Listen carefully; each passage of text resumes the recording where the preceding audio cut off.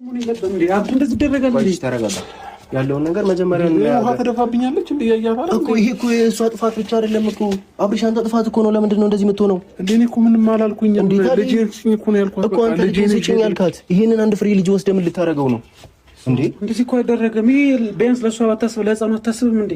ለምን እንደዚህ ታደርጋለህ? ግርግር የሚፈጠረው እኮ ተረጋግተህ እኮ ነገሮችን ማኔጅ እኮ ከዚህ በፊት ነገሮች እንዴት ነው ማኔጅ የምታደርገው እኮ? አሁንም ምንም አላጠፋሁኝም። ተባደ ብለህ ከዚህ በፊት ገፍትራ እንደመጣው አሁንም ያንን ነገር ልታረግ ከሆነ የለም እዚህ እንደዚህ አይነት ነገር አይፈጠርም። ነገር ግን እንደዚህ አይነት ነገር እፈጥራለሁ ካልክ ምንም የምታገስክ ነገር አይኖርም። ቅንጣት ያክል ልታደበድብኝ እኔን ነገሮችን ወደ ሌላ ነገር እኔ ወንድ አይደለሁኝም። አታምጣ ስለው እያመጣ ቆለለው ይላል የሀገሬ ሰው። የአብርሽ ቢጤው ማለት ነው። ጉድ እኮ ነው እንዴ! አንተ ምን እየሆንክ ነው አብርሽ?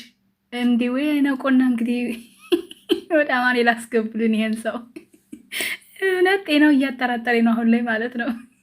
ሰላም እንዴት ናችሁ? ውድና የተከበራችሁ በመላው ዓለም የምትገኙ ኢትዮጵያ እንዲሁም ኤርትራውያን የቻናሌ ቤተሰቦች እንዴት ናችሁ? ደህና ናችሁ? ሁሉ ሰላም ሁሉ መልካም።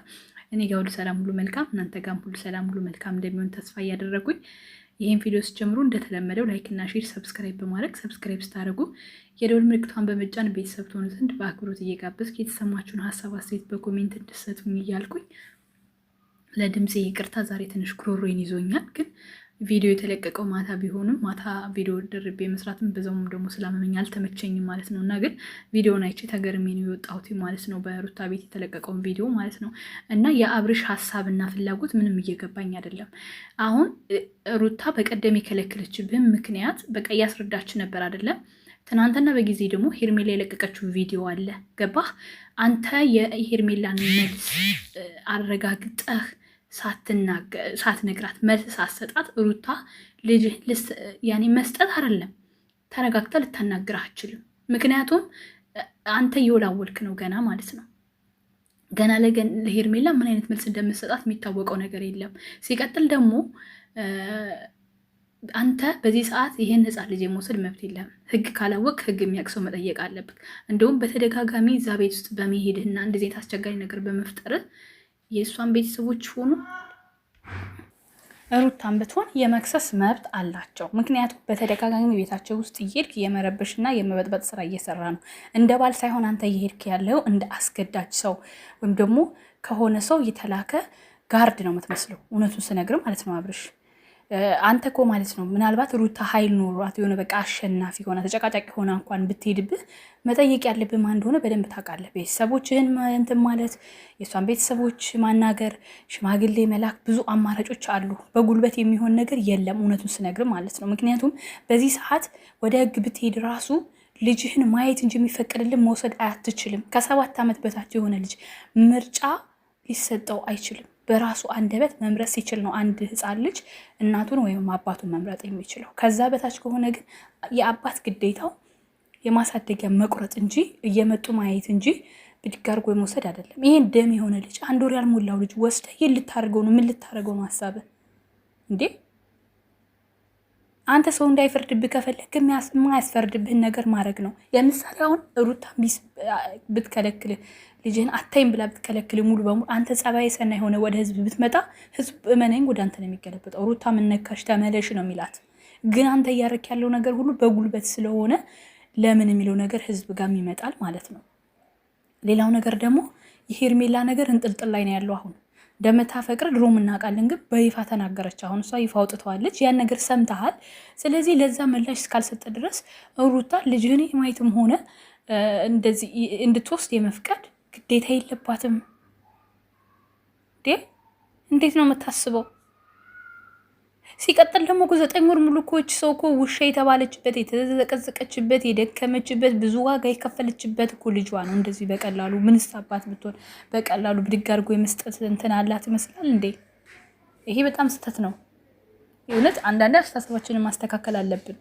የምናረጋቸው ነገሮች እኛንም አብሮን ያለውንም ሰው የማይጎዳ መሆን አለበት ስንወስን ማለት ነው። ብዙ ጊዜ በልህ የሚወሰኑ ነገሮች በሙሉ በኋላ ላይ ዋጋ ያስከፍሉናል። ይሄ ይታወቃል።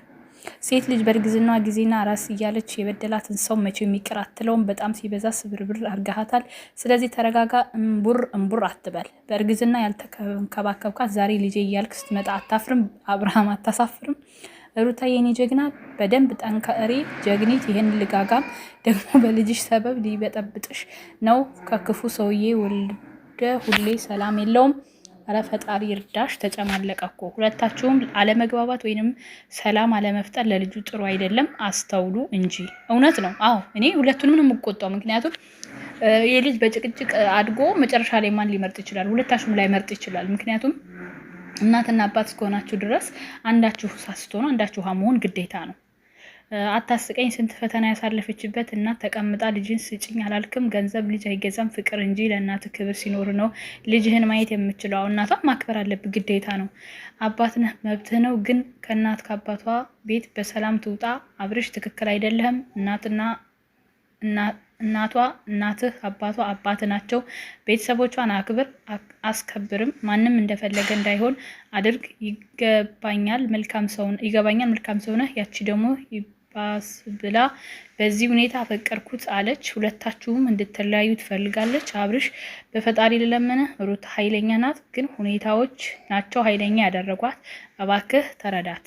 ግን እኮ በእርግዝና ሰዓት ልባን ስብርብር አድርጎት አስለቅሷ 9 ወር አሰቃይቷ ስትወልድ ልጅ ሲል ለእሷ የሚያመጣባት ያስቃያቶ ነው። እርጉዝ ሆና እንደ ባል ሳትንገባገባት ልጄ ማየት አለብኝ ብለህ ብር ማለት አስፈላጊ አይደለም። መከልከል መብቷ ነው። በግ ብትሄድም አንተነህ ጥፋተኛ። በጋብቻ ላይ ሌላ ሴት ይዘህ ስትንዘላዘል የነበረው ያም ያስቀጣሃል። ልጅህንም እስከ መጨረሻው ላታይ ትችላለህ። ሩታ በትዕግስት መያዝ አለብህ። ሩታ በጣም ታጋሽ ናት። አሁን ስለበዛባት ነው እልህኛ የሆነችው። መረጋጋት አለብህ ሩታ የኔ ቆንጆ፣ ራስሽን ጠብቂ። ልጅ እንዳታሳዩ። ከጎኑ ካጠገቡ ያሉት ሰዎች ካላስወጣ ሁሉም ከሱ ጎን ናቸው። አብርሽ ተረጋጋ። ሩታ አብርሽ ልጁን የማየት መብት አለው፣ የመውሰድ መብት ግን የለህም። አብርሽ ሁለታችሁም ተረጋጉ፣ ችግራችሁን ፍቱ፣ ሰላም አውርዱ። ትሰማለህ? አንዲት ሴት ልጅ የእርግዝና ወቅት አይደለም እንደ አንተ ተግባር ትንሽዬ ቃል ነው የሚሰብራት። እሷም በኦዲየንስ ለማስጠላት እኛ በደንብ እናውቃታለን። አንተ መጀመሪያ ክብር ይኑር። አሁን ደርሶ ያዙ ይልቀቁኝ የሚለው ከ1 እስከ 9 ወራት ነበር። ቆይ ሲያስጠላ! እንደዚህ አይነት ወንድ ፈጣሪ ይጠብቃችሁ። ሩታዬ ተረጋጊ። አብርሽ ልክ አይደለም እንዴ? በጣም ነው ሩታን የበደላት። እኔ ባለትዳር ወንድ በዚህ ልክ ሲሆን አይቼ አላውቅም። በእርግዝና ወራት ተሰቃይታ፣ በመታረሻዋ ጊዜ ተሰቃይታ፣ እንዴ በጣም ይገርማል። እግዚአብሔር ጠብቋት እንጂ አእምሮዋ ስንታኮ ልታብድ ትችል ነበረ። አይዞሽ ሩታ። ግን ቤት ወንድ የለም እንዴ? የላትም ከግቢ በጥፊ ብሎ የሚያስወጣልሽ?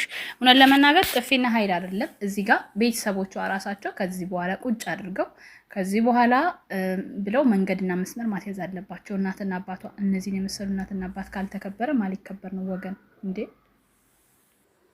ሩታ ልጁን አሳይው እና ሌሎችም በጣም ብዙ ኮሜንቶች ተጽፈዋል። አብርሽ ከጤና አይመስለኝም። የደም ልጅ ወስደህ ምን ልታደርገው ነው?